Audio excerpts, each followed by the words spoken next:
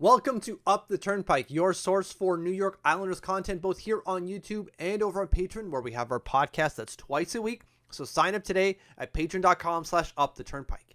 Today's video, we're looking at a shakeup in the lineup.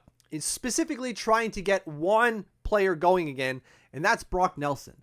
At practice today, Patrick Roy changed the top line around a bit, centered around, again, getting Brock Nelson going, putting Andersley next to him on the left and Mathew Barzal to his right. Strong move from Patrick Roy to say, Brock, I'm going to give you everything I could possibly give you to get going again because we desperately need you to score goals primarily, but also just be productive, which he has not been for a little while now. Even a little while, I think, is being generous with my language. Brock hasn't scored a goal since November 27th, something I'm sure you're well aware of because it has been mentioned time and time again on the broadcast. Hasn't scored a single goal in the month of December. Yeesh. But the points aren't there either, right? Talk about how many goals he doesn't have, but talk about how many points he also doesn't have. Through that entire run from November 29th all the way to January 2nd so far, he has 4 points. There's a nice little flurry of scoring here right before the holiday break, if you will, with 3 points in 3 games. But outside of that, my man has been quiet. And it goes beyond really just the production itself. It's the shot count as well. It has fallen off since early December. So he's got a couple of games here, right? 6, 4, 2 shots on net. But then it falls off in this little gap here where there are 9 games where he has 7 shots on net. That is not enough to feed the beast that is Brock Nelson, or what should be the beast that is Brock Nelson. That's not enough shots. Now, he's turned that around lately with 7 shots in his last 3 games.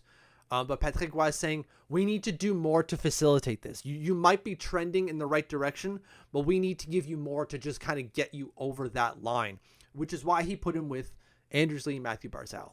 Because Andersley has been the most productive player on this team for a little bit now. Basically the flip of Brock Nelson. While Brock Nelson has not been scoring either goals or points, Andersley absolutely has. Since November 29th, he has 16 points in 16 games with 8 goals and 8 assists. He has been phenomenal, not even just during that 16-game sample, all year long. Andersley has been phenomenal all year long. So putting a struggling Brock Nelson next to Andersley is a good matchup. A matchup that has worked in the past, mind you. You'll remember that there was a period last year at the end of the season where they matched the two together, and there was a worry that they might not work, and it absolutely did. So hopefully shades of that yet again for the two. And then Patrick Roy went a little bit further and put Mathew Barzal next to him as well. Now, Barzy has had to catch up to a moving train. He's missed a lot of time due to injury. And there are a couple of games since his return where he hasn't been at his best. But of late, he's seemingly turned that around. When I flip over to the productions here, you're going to see that Barzal has points in 3 of his last 4 games and is getting a ton of shots towards the net. He is, 9? No, that's not 9. It is 12 shots in his last 4 games. That's a lot for a guy like Mathew Barzal, averaging 3 shots per game. And it could be more. How many shots did he give up against the Toronto Maple Leafs the other night? At least 3. At least 3 on the power play that he just chose not to take. So he should have 15 shots on goal in his last 4 games. Nearly 5 per game. So you've got a guy like Barzal who's getting pucks towards the net. We know his passing ability that was on full display the other night against Toronto, feeding Scott Mayfield cross ice for the easy goal that Scott Mayfield made look really hard for some reason. So it seems that Mathew Barzal, who, again, had to catch up to a moving train, has caught up now. So Patrick Roy said, I'm going to put Brock Nelson, who's struggling for goals, next to my best playmaker and my hardest worker / most productive player, in the hopes that it gets something out of Brock Nelson, that we get the Brock Nelson that we know very well back again. Because the Islanders need him for a few reasons. Ideally, they start winning again. And they can only do that when Brock Nelson starts producing.